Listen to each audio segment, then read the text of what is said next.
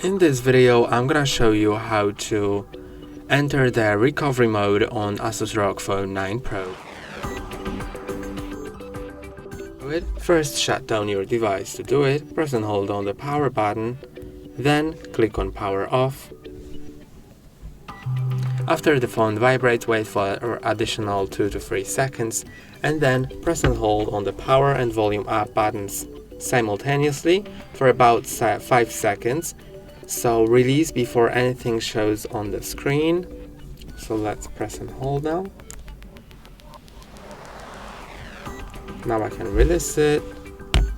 And if everything went right, I should see this screen right here, and I can use the volume up or down buttons to move across this menu, and the power button to confirm.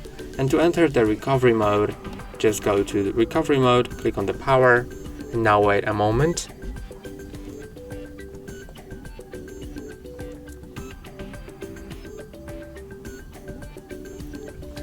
And here, as you can see, I get the option to reboot system now, reboot to bootloader,